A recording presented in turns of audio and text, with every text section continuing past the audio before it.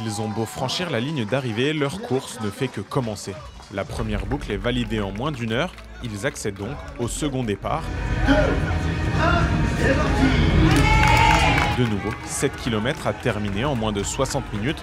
Je vais y aller, on verra. On verra bien. Le but, tenir cette cadence infernale pendant 24 heures pour vaincre la conquérante.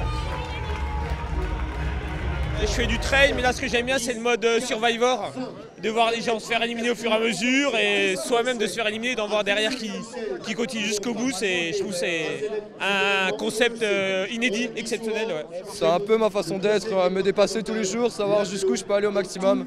Et l'objectif c'est de voir vraiment où mon corps peut aller au maximum. À partir de 20 h ça sera que du positif et l'objectif c'est d'aller le plus loin possible.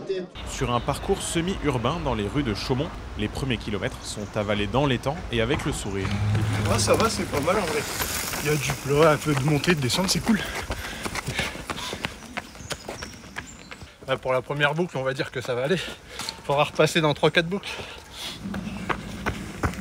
Nickel, franchement, je me suis bien amusé. Bon, plus que la prochaine maintenant. Entre la fin d'une boucle et le départ de la suivante, quelques minutes seulement. Nutrition, récupération, chacun sa stratégie. J'essaye de manger en fonction des heures où on a l'habitude. Là, il est 14 h, donc je fais comme si je mangeais le midi. Et après, je garde toujours du sucre sur moi pendant les boucles. Par exemple, au goûter, je vais manger du sucré. Et pour le dîner, de la soupe, des trucs habituels, quoi. Il faut se connaître, hein, ça se teste à l'entraînement. Et après, pour ma part, je le fais à l'envie. Je fais à l'envie, est-ce que je veux du liquide, est-ce que je veux du solide?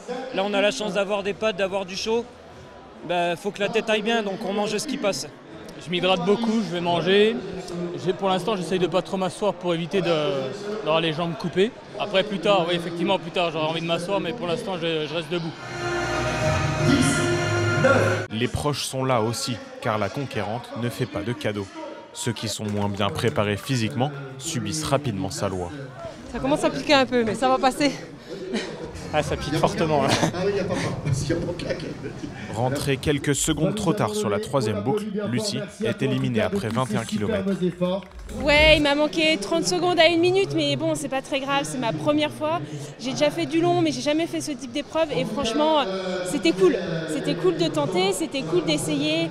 Ce qui est frustrant, c'est que physiquement, ça va, mais à gérer ces histoires de boucles, ce timing, on n'a pas l'habitude et du coup, c'est ça qui est compliqué.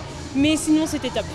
Sur un 100 km, à 160 km, si on veut s'arrêter 20 minutes à un ravito, on s'arrête 20 minutes au ravito. Là, on est obligé de repartir.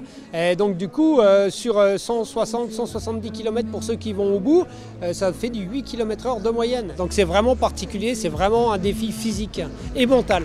Sur les 99 partants au départ, seulement 3 se présentent sur la 24e et dernière boucle. Ah, c'est parti!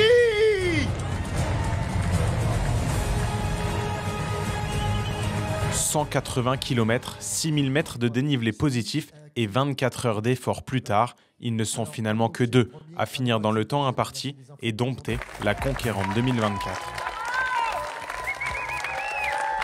Le Haut-Marnais Frédéric Abba, finisher déjà l'année passée avec 6 autres coureurs, en sera le vainqueur officiel. Une chose est sûre, les 99 coureurs au départ méritent la victoire du courage.